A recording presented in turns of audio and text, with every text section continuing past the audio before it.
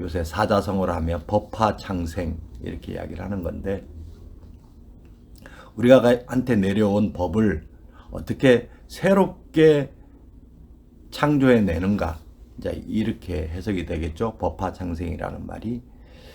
지금 한의학도 그러한 부분에 있어서의 철저한 검증을 좀 필요로 하는 학문이고요. 거기에 따라서 우리가 자신감을 가지고 세계의학으로서 대한민국의 수출의 바이오 산업, 의료 산업의 전진기지 역할을 하는 중요한 컨텐츠라는 것을 다시 한번 말씀드리고요. 가깝게는 여러분들이 치료를 받을 때 가장 좋은 치료, 가장 국가가 지원해주는 치료가 바로 침이다라는 것 자체를 여러분들에게 알려드릴까 합니다. 오늘은 그 첫 번째로 그 이론적 배경사항 자체 내에 침구학에 대한 이론, 경락학에 대한 이야기를 가지고 우리가 진행할까 합니다. 자, 먼저 경락학에 해당하는 부분 읽어드리도록 하겠습니다. 5페이지, 대본 5페이지 경락학, 한의치료 2-2 경락학 읽어주시면 될 것 같아요. 경락학은 인체는 질서정연하고 통일된 유기체를 구성하는 순환력과 면역력의 계통이 경락이다. 경락에는 주된 줄기와 가지가 있어서 내부로는 장부에 연속되고 외부로는 눈, 코, 입, 귀, 혀 등 5관 7규, 5개의 기관과 7개의 구멍, 5관 7규와 사지 100회에 분포되어 전신을 그물과 같이 연락하여 기혈을 운행시키면서 체내와 체표에 유주하고 있다. 경락학은 인체 각 부분의 연관관계를 설명하여 동양의학의 통합체라는 관점을 구현하고 있다. 침구술의 임상에서는 경락을 변별하고 혈위를 선정하며 자법을 운용하고 기혈을 조정함에 있어서 경락학이 그 기초가 된다. 경락은 인체의 이상을 반영하는 작용을 한다.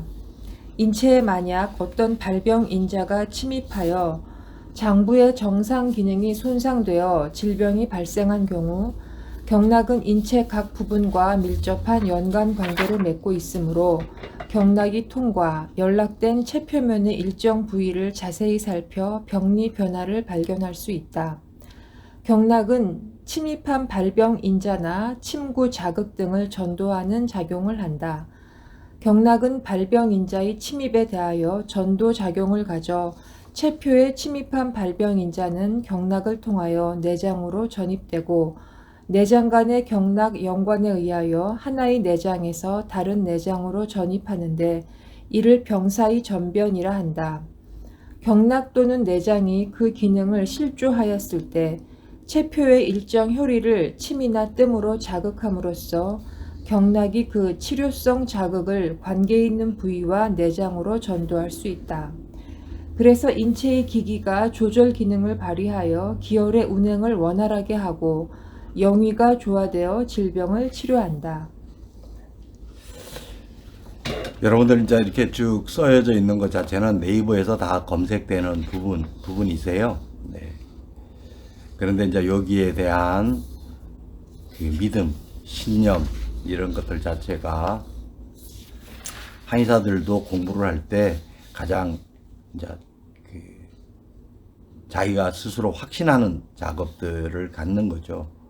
그걸 그 경락학에 대해서 본인이 그 정확한 그 확신이 없으면 사실상 침을 제대로 놓을 수가 없는 것입니다. 그래서 침 놓는 사람들에마다 침 효과가 다른 것들 자체가 전체 경락학에 대한 그 이해가 있을 때 그 침 치료를 어느 부위에 정확하게 함으로써 인해서 효과가 나게 되는 거에 그 차이가 좀 있는 것입니다. 지금 요 말 안에 우리가 생명을 어떻게 볼 것이냐라는 부분에 대한 이야기가 그 안에 담겨져 있습니다. 자, 우리가 한의학에서는 이런 부분을 형기론 이렇게 이야기를 합니다. 그 형기론은 길이 형표와 기합 이유형으로 요약될 수가 있습니다. 자, 기리형표라는 말이 이게 대단히 중요한 말인데요. 속의 순환이 겉으로 표현된다 이런 말이에요. 그리고 기합 이유형은 생명력으로 형체가 이루어진다는 것입니다. 보이지 않는 것이 보이는 것을 결정한다라는 말이죠. 우리가 내부의 생명이라는 것 자체는 뼈 위에 근육이 덮여져 있는 이렇게 보이는 것이 아닙니다. 그것은 내부에 돌고 있는 순환력, 그리고 또 외부에 나쁜 것을 처리하는 면역력, 이 두 부분이 둘 다 보이지 않는 것이죠.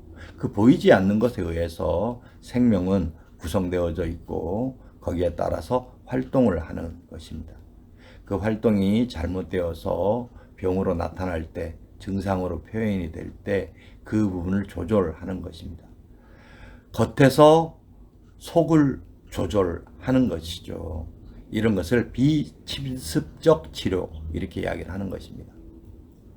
비침습적 치료가 부작용이 없고 탁월하다라는 것은 현대의학도 너무나도 잘 알고 있죠.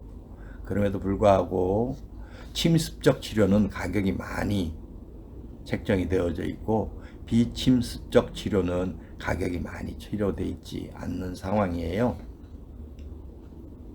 그것은 우리나라가 참으로 잘못되어져 있는 거죠. 여러분들 뿌띠 성형 이런 이야기 들어본 적 있나요? 아마 성형 쪽에 관심 있는 분들은 들어보셨을 거예요. 그 뿌띠라는 말이 프랑스 말인데요. 구멍이란 뜻이에요. 겉에서 자극을 해서 속을 치료한다. 이게 대표적인 비침습적 치료이죠. 그런 것들은 지금 현재 보험 처리가 안 되고 있죠. 그런데 침은 국가에서 인정을 해줘서 보험 처리가 되고져 있는 것입니다. 그리고 그 이론적 바탕에 경락학이라 그러는 동양 한자 문화권의 최고의 지혜, 인체, 생명의 길에 해당하는 이야기예요. 경락학 여러분들 아시면 도움이 되시겠죠? 최근에 이제 우리가 DNA 이렇게 해서 게놈 지도 이렇게 이야기를 하지만 생명은 세포가 아닙니다. 생명은 생명 그 자체, 사람 그 자체인 것입니다.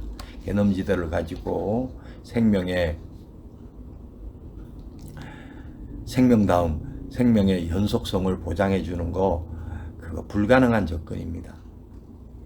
생명은 생명 그 자체에서 보는 거고요. 인체 그 자체에서 보는 거고 그거의 최고의 지혜가 바로 경락학입니다.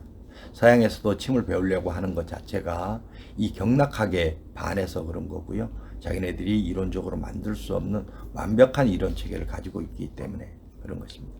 그 경락학 속에 숨겨져 있는 생명학 그 부분에 대한 이야기를 또 3부에서 우리가 다루도록 하겠습니다. 기대해 주시기 바라겠습니다.